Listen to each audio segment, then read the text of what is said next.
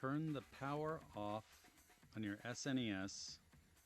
Okay, make sure a controller is plugged into the number 1 port on the Super NES system.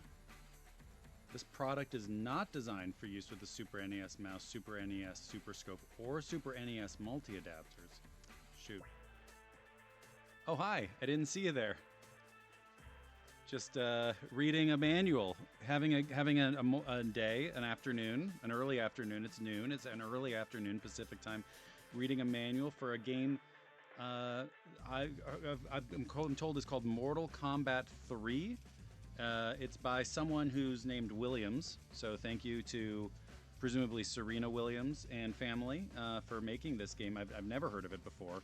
But I'm told that in the near future, at about midnight tonight Pacific time, the world will be visited by a new Mortal Kombat product and service to purchase. Mortal Kombat Legacy Collection from Digital Eclipse. Good folks at Digital Eclipse. Mortal Kombat Legacy Collection is coming out tomorrow. I'm going to drop all the pretenses. This has been the Spindrift bit of the week, where I pretended to read the manual. I love this. The Spindrift bit of the week, brought to you by Spindrift. Officially. It's not official. They haven't reached out. Anyway, I don't know. That was my bit. Congrats. One of these days I'll get like a soundboard, and it's just going to be wall-to-wall applause. I'm excited. I'm excited about that. There's not a lot to be excited about these days, but I will say the Mortal Kombat Legacy Collection from Digital Eclipse is something I'm very excited about. Those folks are amazing at what they do, and I am so excited to have a chance to jump into what they've done, whatever it is that they've done with Mortal Kombat, because I know that the folks there care so deeply about it, and I believe they got a lot of access to the creators, to the code, to all sorts of different things. So I'm stoked about it. And I am awful at Mortal Kombat. I cannot do any of the fatalities properly. I'm terrible at it, so I'm going to become really good at it. And then that is going to be my second career when I become a professional Mortal Kombat on Game Boy player. Let's say that's what I'm going to do. Anyway, it's one of those days. I will jump into the manuals because we have a bunch of manuals. Flashback 64 is here. It is good to see you. Who knows who'll be here this week? I don't have a guest. Last week I was visited by. It sounds like it was a Christmas carol. Last week I was visited by 3 ghosts of Halo Past. I was visited by Lorraine, excuse me, my Smidrift. My Spindrift is getting stuck in my throat. By Lorraine McLeese, who joined me to hang out, and I am still so grateful, Lorraine. I don't know if you're watching, but I am so grateful to Lorraine for coming. The video is up as a video on demand over on YouTube. It's a little channel we like to use. We don't actually like to use it. It's a terrible website, but the video's on there, and it's a good video. And I'm just so grateful. Lorraine came in and told so many cool stories about Halo, working at Bungie, working with Microsoft, all the amazing stuff. So please do go take a look at it. It is very cool, and I am just grateful for it, and would love to keep going on those. But this week is not one of those weeks. This week, you're stuck with just me. But luckily, that negative reality will be levied a bit by the fact that I'm going to be talking about Mortal Kombat, which is pretty cool. So before I jump into the Mortal Kombat manuals that we'll read today, we're going to read Mortal Kombat 1 on the Sega Genesis. We're going to read Mortal Kombat Mythologies, Sub-Zero, on, I believe, the N64 version. And then we're also going to read Mortal Kombat... I have to go look and see what it is. I always forget the name of it. Mortal Kombat Special Forces. That's the one. Mortal Kombat Special Forces for the PlayStation. Before we do that, I just want to note, I have a little thing right here. Money is tight for folks. The economy. The government is shut down.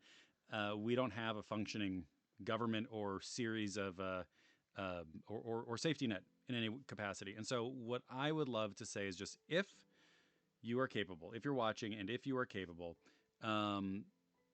there's a lot of hungry people right now, and a lot of people who are going to be even hungrier. So if you are able to donate to either your local food bank, so there's two different kind of pillars to this. There's the World Central Kitchen. Jamaica obviously has gotten hit brutally by the hurricane over there, and I don't know the extent of the damage, but I do know that the World Central Kitchen, who also has been doing critical work feeding people in Gaza, they are also down in Jamaica helping people down there.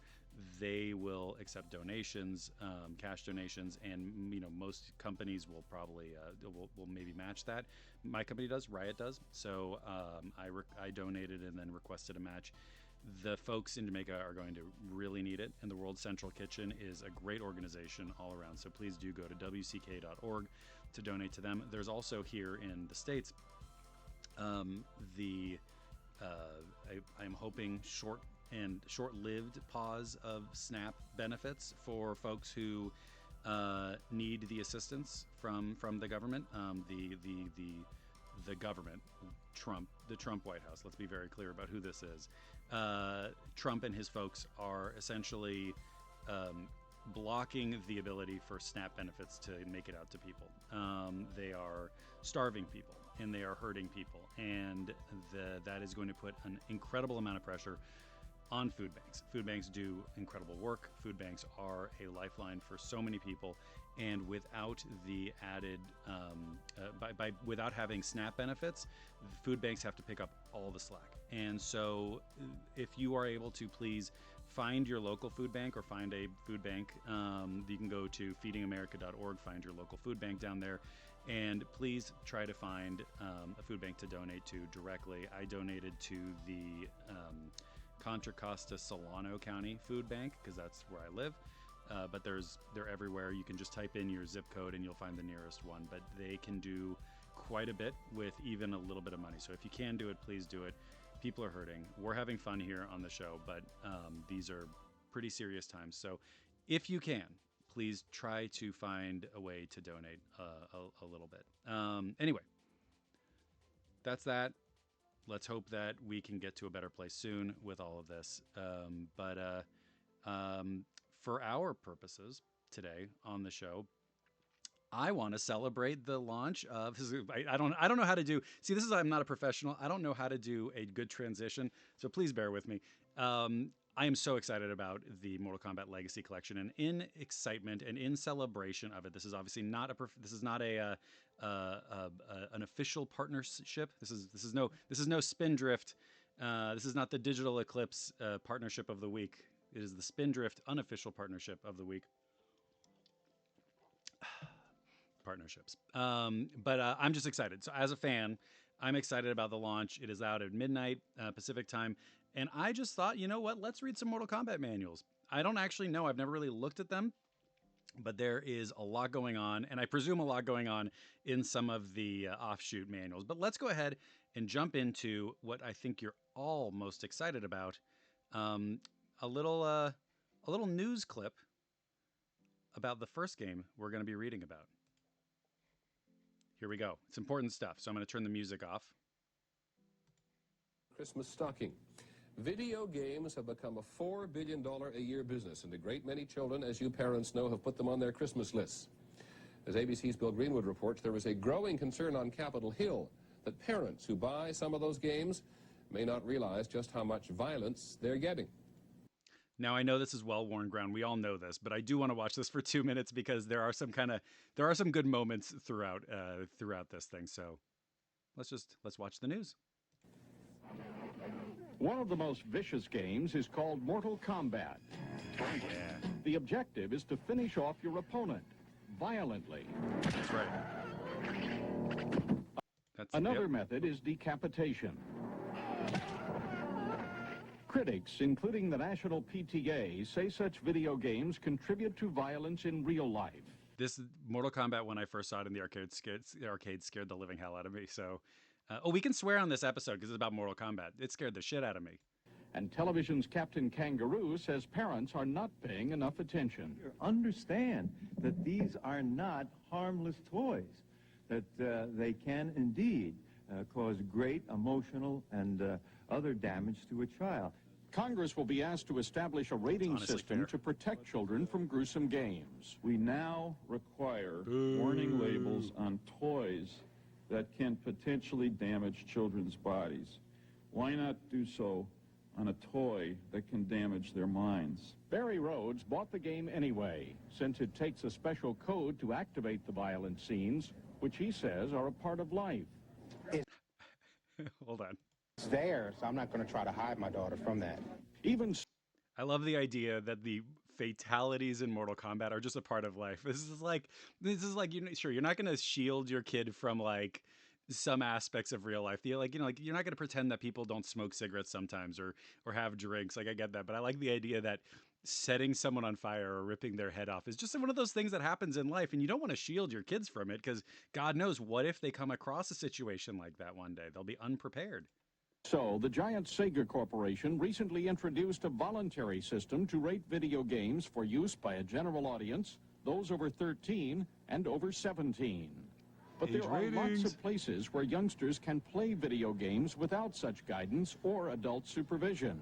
So next week, the U.S. Senate will conduct hearings on ways to supervise the video industry. Bill Greenwood, ABC News, Washington.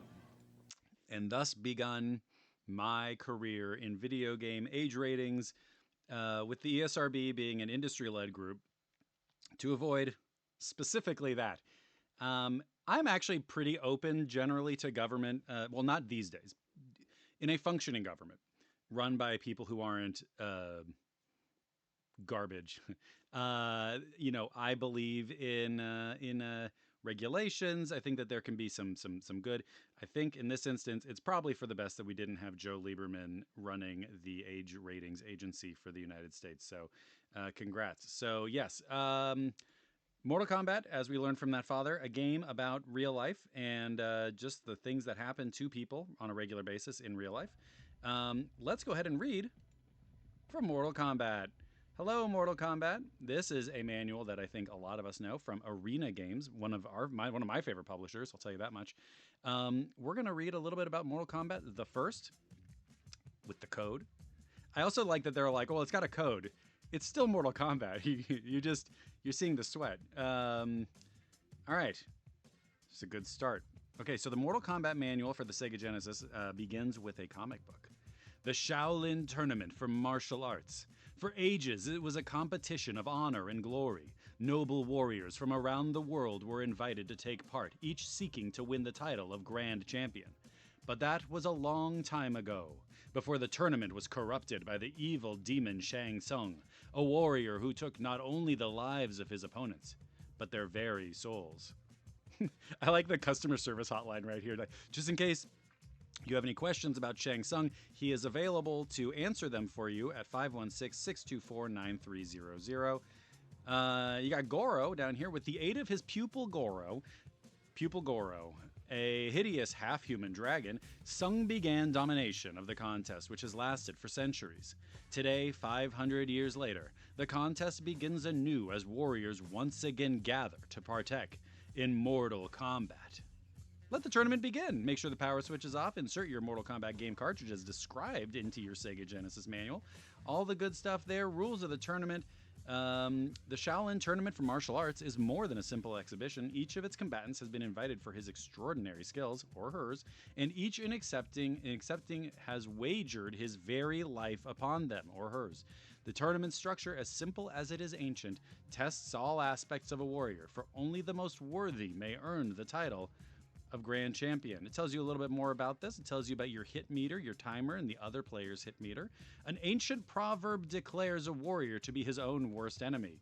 That's right. The ancient proverb from the band Lit, I am my own worst enemy. Another declares his greatest ally to be knowledge of his weakness. The ancient proverb, my own worst enemy, what is that? Kick the living shit out of me. I believe that that is the ancient proverb from Lit. So there we go. These maxims are the origin of the tournament's next test, the mirror match, where each warrior must face possibly the greatest foe, a doppelganger possessing all of his looks, strength, speed, and skill. In order to defeat him, a warrior must demonstrate the one attribute that the doppelganger lacks: wisdom. Now that is actually kind of a cool in-universe explanation for like palette swapping, having the ability to just play against yourself. They actually wrote a little reason for that in here. I think that's pretty cool. Should a warrior survive the mirror match, his conditioning is then tested in 3 grueling endurance matches. The rules of these are similar to the standard matches, but upon defeating an opponent in an endurance match, a second warrior enters the fray. To win a round, both opponents must be vanquished before your warrior succumbs to injury, even once. So there's a lot of good stuff going in there. Here's your basic moves. Block is pause button, start button, excuse me. You've got high punch, low kick. But in order to do high punch, you have to do left and A. Low punch is just A. Tough times on the Sega Genesis controller. As a big fan of the 3-button Sega Genesis controller, I admit this is not ideal. Crouching moves, spinning moves. This is a really cool icon. I like this. A little flow chart. Aerial moves. Woo! There's a lot going on here. And special moves. Wisdom of the fighting. Oh no, what do we do about this? How do I spin this around? Oh goodness gracious, I wasn't expecting this. I'm just going to read it from the side. Real name, John. You know what I'm going to do? I'm going to do this. Mortal Kombat Manual PDF. And maybe if I go to Sega Retro, it won't be sideways. Oh man, it's all gonna be sideways. Oh, this is brutal. Okay, we're gonna just...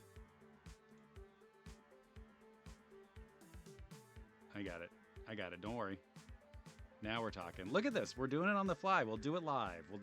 There we go. So now we're gonna learn about a few folks, a few of our friends. We got Liu Kang, who's only 24 years old. These guys are all babies. He's 5'10", weighs 185 pounds with black hair and brown eyes. He is a citizen of the People's Republic of China. Known relatives: Li Kang, his dead dad; Lin Kang, his dead mom; Chao Kang, his unknown brother. And his birthplace was the Honan province in China. His occupation is both Shaolin monk and a fisherman. One of those is his side hustle. You've got Johnny Cage. His real name is John Carlton, which I didn't know. He's 29 years old. He's 6'1" and 200 pounds with brown hair and blue eyes. He's a citizen of the United States of America. His dad is Robert Carlton. His mom is Rose Carlton. Rebecca Carlton is his sister, and he is divorced from Cindy Ford, his wife. He lives in Venice, California, and he is, of course, an actor. And then there's another page here, which I'll have to flip around again. Here's Liu Kang. Once a member of the super secret White Lotus Society, Liu Kang left the organization in order to represent all Shaolin temples at the tournament. Through his entire life, he has heard stories and rumors about Shang Tsung's martial arts tournament. He is well aware of the evil behind it and has entered the tournament expressly to defeat Shang Tsung and return the tournament to its noble origins. A martial arts superstar, this is Johnny Cage. Trained by great masters around the world, Cage uses his talents on the big screen. He's currently box office champ, starring in such movies as Dragon Fist and Dragon Fist 2, as well as the award-winning Sudden Violence. He entered the tournament purely for the publicity it would generate for him around the world. Despite his seeming shallowness, he is a formidable foe with limber limbs. Quick reflexes, and his patented shadow kick. The limber limbs of Johnny Cage. Then we've got Sonya Blade, who's 26, 5'10", 140 pounds, blonde hair, blue eyes, United States citizen. Major Herman Blade is her dad. Erica Blade is her mom. Daniel Blade is her dead brother. Sorry about that. She's from Austin. And she's a paramilitary force member, among other things. We've got Kano as well, who's 35. He's an old man. 6 feet tall, 205 pounds, black hair, one brown eye and one infrared eye built into metal implants. He was deported from Japan, wanted criminal in 35 countries. Goodness gracious. He has no relatives. He was orphaned as a small child by an American woman in Tokyo. I thought he was Australian. He's like Australian in all the movies, isn't he? He's a criminal member of the Black Dragon organization. Let's find out a little bit more about Sonya. Sonya is a member of a top special forces unit. Can't speak. Her team was hot on the trail of Kano's Black Dragon. Her unit followed Kano onto an uncharted island, but they were ambushed by Shang Tsung's personal army. Tsung forced Sonya into the tournament by holding comrades hostage. Now, not only does her own life rest on her performance, but those of her companions as well. And then Kano. A mercenary, thug, extortionist thief, Kano lives a life of crime and injustice. He's a devoted member of the Black Dragon, a dangerous group of cutthroat madmen feared and respected throughout all of Crime's inner circles. Believing Tsung's palace to be made of gold, Kano has entered the tournament in order to gain access and loot the palace. Well, that sounds kind of cool. Good for him. Why not, right? Honestly. Let's see here. We got some blue sky. What's happening right now? Blue sky's blowing up on my phone. Raiden's age is eternal. He's 7 feet tall and weighs 350 pounds. I didn't get that from playing the game. He's got black hair and none eyes. None beef, or none cheese. Legal status, mystic does not apply. Yeah, it's good. No known relatives, and his occupation is just being a warrior. Congratulations, he is a center, in fact, for the Warriors. Sub-Zero, a real name unknown. He's 32 years old, 6'2", 210, black hair, brown eyes, no legal status, although he does reside somewhere in China. No relatives, unknown birthplace. Lifelong member of the Lin Kuei, a rare clan of Chinese ninja-type assassins. Raiden, the name Raiden is actually that of a mystical warrior who lives among the thunderclouds. It is rumored that he received a personal invitation from Shang Tsung himself and took the form of a human to compete in this tournament. His elemental powers make him a dangerous foe from both the land and the air. And then we got Sub-Zero. Sub-Zero. In the game, it's cool when you choose Sub-Zero because it's the only character where the announcer seems to change his accent. He's like, Raiden, Kano, Sub-Zero. So Sub-Zero, the actual name and origin of this warrior is unknown. However, based on his uniform, it is believed he belongs to the Lin Kuei, a legendary clan of Chinese ninjas functioning as an assassin. As his name implies, he has mastered the element of cold. His deep freeze leaves an opponent at his mercy, a dangerous situation, for Sub-Zero possesses none. And then, 2 more folks here. Got our good friend Scorpion, who is a real name unknown. He's 32 as well. A young guy. These are all young guys. He's 210 pounds, black, his eyes vary. Scorpion is a reincarnated specter and has no legal status. I don't think he's 32. I think he was lying on the waiver form when he joined.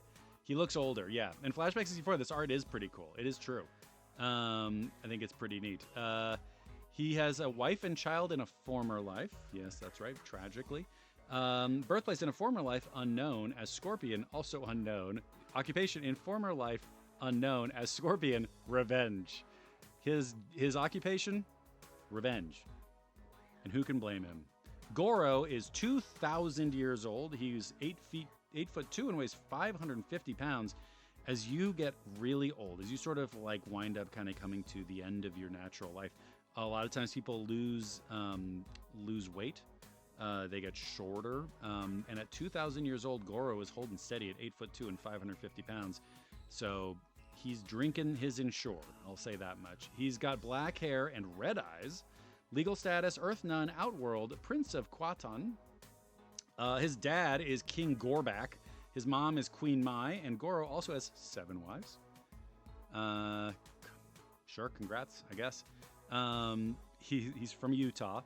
Kwatan, the 4th astral plane of Shokan, realm of the Outworld, is where he was born, and his occupation is Prince of Kwatan, ruler supreme of Shokan's armies. And then we'll learn a little bit about them.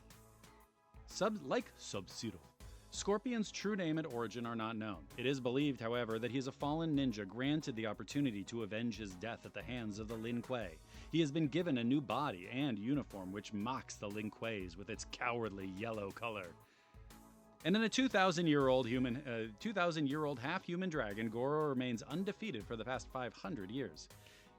So it means like when he was like 1,500 years old, he lost. He won the title of Grand Champion by defeating Kung Lao, a Shaolin fighting monk. It was during this period that the tournament fell into Shang Tsung's hands and was corrupted. Goro possesses both massive strength and great agility. None who have fought him have reported any weaknesses. In fact, none who have opposed him have survived. Bum, bum, bum, bum. Notes, write some notes. Everybody, quick, write some notes. And that's the manual. Please feel free to fill out your Arena cartridge warranty registration card. You can get a free copy of the Masters of the Game magazine with information and tips on hot new titles and products. Who plays this game? Male, female, age? Who plays this game the most?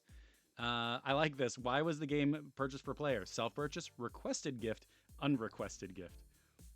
I hate receiving an unrequested gift from Arena Games. It's actually a pretty good surprise. How often do you play coin-op arcade games? Never, sometimes, frequently. Not often enough. That's my answer.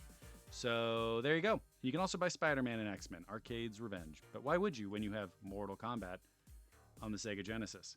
So, in the interest of time, because we got 2 more manuals to go through. How's everybody doing? I'm going to take a sip of water again. Flashback 64, thanks for popping in chat, and I appreciate it. I'm genuinely so excited for Legacy Collection tonight. I won't have time to play it tomorrow because we have to get things ready for Halloween, and then on Halloween I am responsible for trick-or-treating, so I won't be able to really play it then either, but I am hoping Saturday. What I love to do with the Digital Eclipse games is there's a sort of like pace at which they move. You know, you go through the information, the documentary footage, and then you play some of the games, and there's nothing better to me than like booting one of those up, sitting back on the couch with a glass of wine or maybe a whiskey or something, and just letting it kind of wash over you.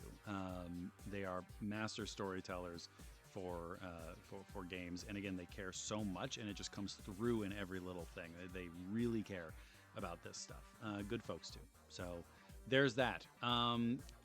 Speaking of good folks, let's follow Sub-Zero through a little bit of Mortal Kombat Mythologies gameplay as I take a brief moment of rest from reading and gear up to read Mortal Kombat Mythologies Sub-Zero. But let's start. The unauthorized reproduction of any or all part of this product and the unauthorized use of registered trademarks or no, can't do it. Mortal Kombat Mythologies, 1997, Midway Games. I was 14 years old. Flashback 64. This is a good one for the show. We love Mortal Kombat Mythologies. Ooh, excuse me. Midway. We love Midway. If you were an N64 player, you loved Midway. There was no other choice. Yeah, we're not going to read this right now. We're just going to go to the game. So this is the N64 version. It's kind of quiet.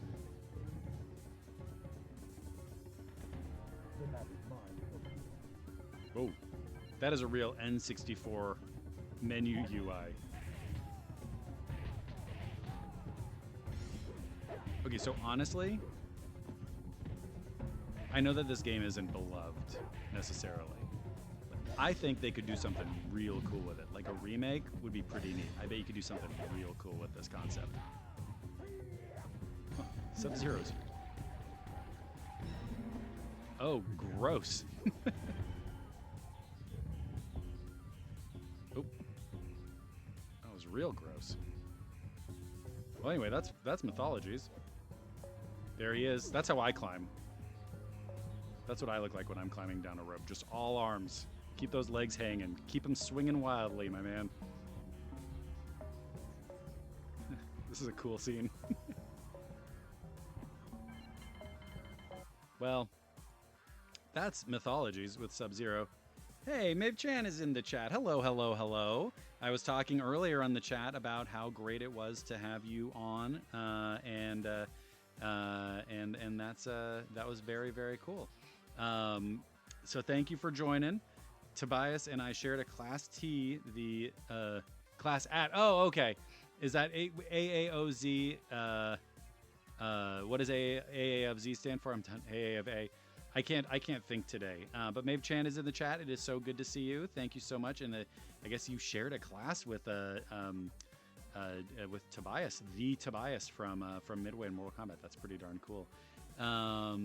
American Academy of Art. There we go. Thank you so much. How cool. That's really neat. Did you get to hang, like, did you know him at the time? Like, did you get to, you don't have to answer that, I guess, if you don't want to. I'd be very curious if you, like, wound up kind of hanging out or if you wound up actually knowing each other. That's really cool. So we got Mortal Kombat Mythologies Sub-Zero. But yeah, thank you again. Again, if anybody's watching who wasn't here at the very beginning, please do go and check out last week's episode with Lorraine McLeese. It was the coolest thing. It was so fun. I'm still buzzing about that episode. Here you go, Mortal Kombat. If you are mad at the game for any reason, please feel free to politely let customer support know at 903-874-5092. They will be available from 10 a.m. to 6:30 p.m. Central Time, Monday through Friday. Nobody knows what that actually is from a time standpoint. We only accept Pacific Time here on the show. Presumably that's during the day. I don't know. Okay, so we've got how to use your Nintendo 64 controller. Very cool. They are in the full-on leaning into replacing K's with C's or C's with K's controller configuration. Very cool. This manual does have some stuff in there. We got there we go. We got this cool guy. We love him.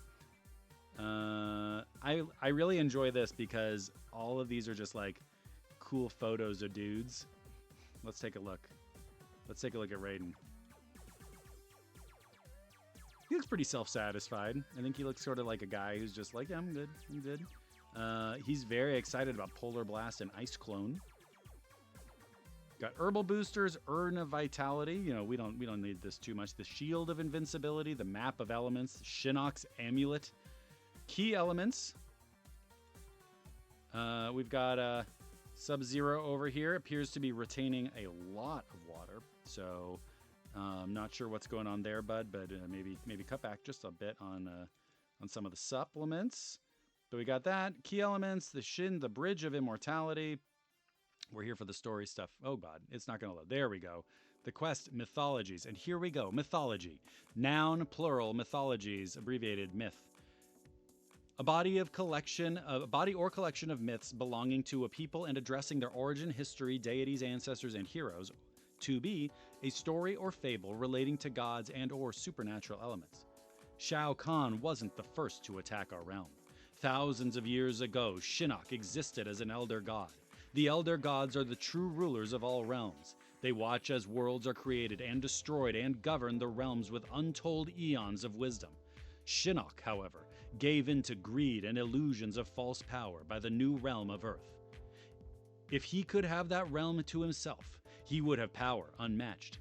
He first would have to face the young god of thunder, love the young god of thunder known as Raiden, who was appointed as Earth's guardian by the elder gods themselves. Their battle for the realm of Earth was fierce, causing the planet's near destruction and plunging it into centuries of darkness. Raiden soon discovered that Shinnok entered the realm through the powers of a mystical amulet. It allowed Shinnok to enter the realm without challenge and to keep the other elder gods from intervening. The amulet could only be created once, and Raiden stripped it from Shinnok's possession. Drink every time they say Shinnok. With the aid of the elder gods, he banished the fallen god into a place known as Netherrealm. Raiden buried the amulet deep within the mountains of Asia. He then created a massive temple within the mountain to house the amulets and appointed 4 guardians as the protectors of Shinnok's sacred amulet. Each guardian represents one of the 4 elements that make up the realm: wind, earth, water, and fire. As long as the amulet remained on Earth, Shinnok would be trapped, forced to remain dormant for the rest of eternity. I'll tell you what, I saw a movie last night. I was up too late. I would like to remain dormant for the rest of eternity. I'm so tired. Mythologies. Over the millennia. Here's the god of wind. He's sort of like flying. Over the millennia, the Netherrealm has had many rulers. Most of them were forged within its fiery pits, eventually ripping their masters mercilessly from their thrones. One, however, came not from the bowels of Netherrealm, but from the heavens of reality. He was the fallen elder god known as Shinnok. He's got to Shinnok it off if he wants to stay safe. Upon entering the realm, Shinnok found himself immediately under attack by then ruler Lucifer.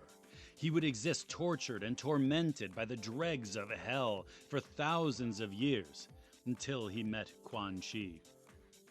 He has to hang out with the young Republicans getting tortured by the dregs of hell. Quan Chi is a free-roaming sorcerer. That means he can travel the various planes of reality without detection from their gods. It means his eggs are also a little bit more expensive. It also means that over the years he has obtained great power. Aware of Shinnok's dilemma, Quan Chi traveled to the Netherrealm and has made the fallen god an offer. He will free him from his confines and assist him in defeating Lucifer and his minions in exchange for power and the ability to rule at his side if and when he escapes the Netherrealm entirely. Shinnok, this isn't even alcoholic, I'm going to get sick doing this. Shinnok agreed and the two waged a war in the Netherrealm that lasted for centuries. But the ex-elder god eventually won as he viciously slew his former master, then took his seat as the new ruler supreme of the Dead Realm. Shinnok, however, had nothing to rule. The realm was a desolate wasteland of fire and brimstone inhabited by grotesque demons, Washington, D.C., so he decided to create a physical world, trying his best to emulate the realm he wanted so badly. Earth. Here's the god of water. Are we going to do one for each of these? Jesus Christ. This is long. Oh, no. Couldn't? There we go. Okay. Well, there's a lot of reading. I'll pick up the pace. How about that, folks? I'll pick up the pace. He took the demons of his realm and transformed them into as human a form as possible. But unlike the Outworld, which became a wasteland after Shao Kahn sapped its energies, the Netherrealm never was a living planet. It always will exist as a dead world, its true form hidden by its ruler. It was through the Mortal Kombat tournament that the Outworld's soul-stealing sorcerer Shang Tsung discovered the location of the sacred map of elements. After Goro, the reigning Outworld champion, defeated the original Kung Lao over 400 years ago, Shang Tsung sapped the human soul. He retained his thoughts and memories, thus discovering the secrets of the sacred map, which has been hidden within the Shaolin temples for centuries. These events enabled Shang Tsung to strike a bargain with Quan Chi. In exchange for Shinnok's assistance in a plot to reincarnate the Outworld Emperor Shao Kahn's dead queen, Shang Tsung would reveal to Quan Chi the location of the map that would lead to Shinnok's, I forgot to sip earlier, sacred amulet. But Shang Tsung failed to inform Quan Chi of the elemental guards that protect the amulet. Their mere existence makes it impossible for Quan Chi to enter the temple where the amulet rests. But if he could get a human to enter, the right human, one who could perhaps defeat the elements. And then we'll talk about somebody else. Sub-Zero and the Lin Kuei. Somewhere in the northernmost parts of Asia, there exists a secret clan of assassins and thieves known as the Lin Kuei. This group has existed for centuries and thrives on the evil intentions of the people who pay for their services. Its warriors are chosen at birth to be raised apart from the workings of day-to-day civilization and are stripped of their former lives. Only the clan knows of their existence. Each of them possesses certain skills and abilities that set them apart from normal men. These abilities are passed on from generation to generation and honed throughout the experiences of life. Sub-Zero learned of his ability as a young adult. It was passed on to him by his father, a fourth-generation Lin Kuei warrior himself. Like father, like son. Among the first missions for the Lin Kuei is one that leads him to the Shaolin temples to steal the sacred map of elements. Then we got Scorpion, the ninja. There's so much more in this manual than I thought there would be. I could have done a whole episode on just this. Spread throughout Japan, the ninja exists as the Lin Kuei's Japanese counterpart. It is believed that a renegade Japanese-born Lin Kuei warrior named Takeda developed the art of ninjutsu hundreds of years ago. He returned to Japan to offer his services and knowledge to various lords and generals during that country's feudal period. Many of his skills and techniques were soon copied and learned throughout his homeland. I don't think that's historically accurate. The ninja has never existed as one collected clan. They work as loosely connected spy network, made up of several small clans. One such clan is known as the Shirai Ryu. Happy birthday, Ryu. Their founder was Takeda himself, making the Shirai Ryu the very first ninja clan. This also made them instant foes of the Lin Kuei and made Takeda a target for assassination. But he managed to elude his attackers until his elder years when he died not from a vicious battle, but in his sleep. A victim of poison slipped into his tea. Scorpion is the code name for a modern-day member of the Shirai Ryu named Hanzo Hasashi. His latest mission leads him into the heart of China, home of the rival Lin Kuei, and location of the Shaolin Temple, where his mission is to steal the sacred map of elements. Create your own mythologies. So that's the story. This is a deep game. Yeah, that's right. Flashback 64 is right. This is a deep game. And you can even create your own mythologies right here. Anything you want, honestly. Sub-Zero could go battle the border control. Sub-Zero could go to the store. He can do almost anything in this. Here he is. It looks like he's fighting maybe with a Baraka in the background. We got some credits with a K. Midway Home Entertainment. Of course, Mortal Kombat was created by Ed Boon and John Tobias. And Lori and I would love to at some point hear those stories. It'd be very cool to learn a little about it. Graphics, Josh Sui, who's actually on Blue Sky, I believe. We got Eugene Gear, Carlos Pacina, interesting, and Richard Hogue. Daniel Pacina, I don't know if it's the same one. Daniel Pacina played a bunch of the guys in the original Mortal Kombat. He was like the body, the model for at least like Johnny Cage and stuff, right? So Carlos Pacina, I guess, did this. That's kind of cool. Music and sound effects, Dan Forden. Associate producer, Michael Gottlieb. Great arcade name. Let's see if there's any print design and production. Thank you so much. That's probably this. Deborah Austin, John Mongaluzzo, Sean Murphy, Aaron Shems, Robert Shefford, and Dave Young, if anybody is watching, of course. Thank you to you for doing this. You got the test manager was Robert Sablin. Test lead is Kevin Elrod. And the testers are Mike Artemis, Mike Benavides, Dante Nipple, Eric Narvez, excuse me about that, Devin Shatsky, Ed Tucker, Dan Windrum, Kevin Wong, Mike Vinicor, and Eddie Ferrier.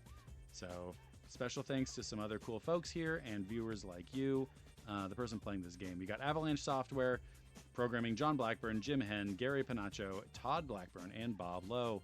Here's your warranty, and here's, what's his name? Quan Chi. Hello, Quan Chi. Thank you for coming today. So that's that one. I'm exhausted. We have one more manual because I didn't pace myself today. I got too excited about the launch of Mortal Kombat Legacy Collection from Digital Eclipse and Atari coming out tomorrow. We're going to watch a little Special Forces, and then we're going to read a little Special Forces. This is a game that I have not played, so I do not know anything about it other than some gameplay videos that I have seen, and I'm very excited to be playing it because I believe that it is, in fact, in the collection. All of these games, by the way, today are in the collection, so if you want to play original Mortal Kombat, I believe the Genesis version for sure is in there, I think. My Mortal Kombat 3, I believe that I was reading earlier, should be in there as well. You also do get Mythologies, Sub-Zero, and Special Forces, among other things, including handheld versions of the games, which I'm very excited about as well. So there we go. Let's read just a bit, or well, let's watch just a bit of Special Forces.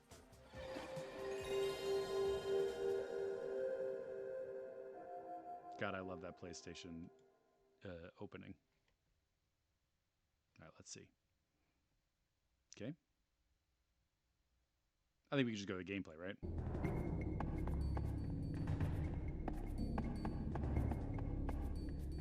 Okay.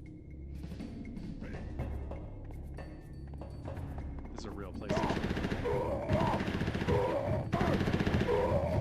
Okay.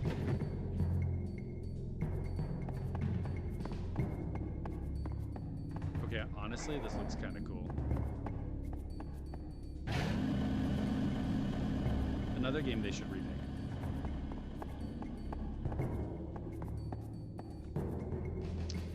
Though this camera angle does leave something to be desired.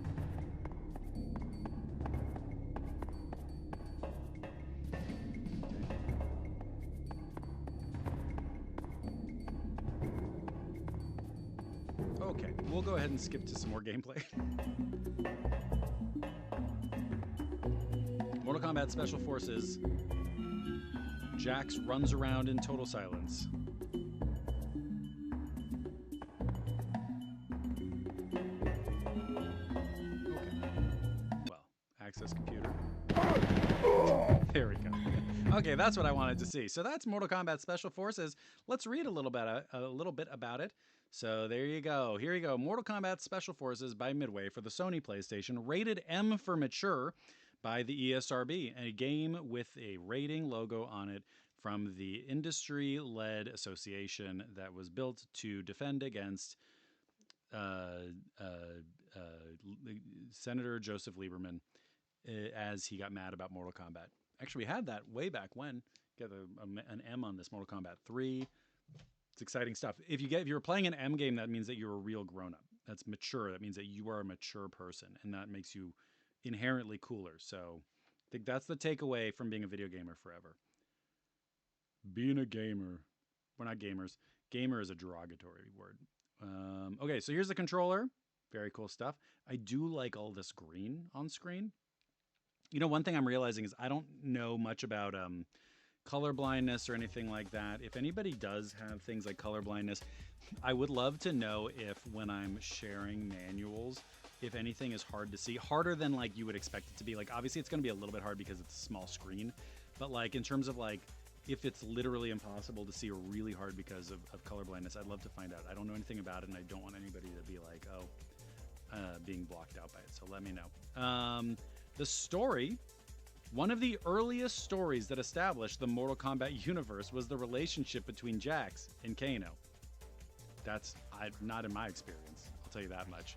I like that the story here is going to be the story about the story. This is the story of Everest. Daylight savings. Hello, Darren Hupke. How are you doing? Has it changed? Has daylight savings changed in parts of the country? Our daylight savings is this next Sunday. So our daylight savings time changes soon. I cannot wait. I can't wait. I'm ready for it to be dark at like 5. I don't like this, like, don't make me have the sun up when I just want to relax. So there we go. So we've got the story. One of the earliest stories, this is like Adam and Eve, that it was like, that's the first story was Adam and Eve. The second story was the relationship between Jax and Kano. Jax, a special forces agent, was hot on the trail of career criminal Kano when he was led into the Mortal Kombat tournament. Kano represented the criminal underworld. He had been drafted, and Mortal Kombat was a supernatural event that caused all these things to collide. But we've only hinted at their shaded past. You haven't actually said much. That's true. What events caused Jax to despise Kano so much? How did Kano himself come to be involved with Shang Tsung? Why is Jax so bent on stopping Kano's gang? Is it the Black Dragon? There's a story to be told here. Okay. There's a story to be told here, and one that will allow new elements of gameplay, while remaining true to the myths that make up the Mortal Kombat universe. I'm thinking that when they went to print, they accidentally put their pitch deck in for the story section, but I'll take it. Gearing up. There's a story to be told here is very funny to me. Like during the story section, there's a story to be told here. Somebody will figure it out. Gearing up. Following power up. Press start to see Jax's head over here. And apparently this game was going to have Sonya in it too before it got pared down. I think there's a Sean Johnson video where he talks about this game. I believe it was the Sean Johnson video where he talks about special forces. If you are just a person looking for something cool to watch sometimes, I cannot recommend enough the Sean Johnson videos on YouTube. They are fantastic and extremely well researched and in depth. He had one come out just the other day. They're all PlayStation. Every PlayStation Taito game. He has one that's 6 hours long. It's every Capcom game on PlayStation. Fantastic. So I strongly recommend watching his videos. Like and subscribe, we say, as we say in the biz. You got the chase. You got more of the chase. You got inventory. Of course you do. You got using your guns. If you have a gun in your inventory, press L2 to draw the weapon. Very cool. Excellent stuff. Thank you so much. We got Jax's story. There is a story to be told here, as we know. And let's read a little bit about it. I'm going to zoom in because this is tiny. Jax has a new mission. It's a mission he's always wanted to undertake, and the disdain for his nemesis Kano is much too great to ignore any longer. Kano represents the criminal underworld, yep, and Mortal Kombat was a supernatural event that caused the chasm between these two powerful rivals. Not exactly the same sentence, but close. Jax will be forced into hand-to-hand combat, as well as vicious gun battles as he hunts down Kano. Join Jax in his search for Kano, destroying his henchmen along the way. Get ready, another battle has just begun. There's a chaos to this manual that I'm appreciating and enjoying. The enemies. Here are some of the tougher enemies that you'll face in Mortal Kombat Special Forces. You got No Face. Due to his vast knowledge of explosives and incendiary devices, be prepared for an explosive battle. You got Tasia. Beware of this ninja master. She's as deadly as she is beautiful. You got Tremor. He's the guardian of the gateway. His powerful style, he's got like Zubaz pants. His powerful style, coupled with his blind loyalty to Kano, make him a deadly adversary. You got Jarek, one of Kano's most trusted allies. Jarek is quick, mean, and full of surprises. And then Kano. Yes, Jax's longtime nemesis is a ready and capable opponent. Kano will use any means necessary to dispatch Jax, his hated rival. Yes, Jax's longtime nemesis. Yes. Very exciting. That's Jarek. MK4's Jarek. So there you go.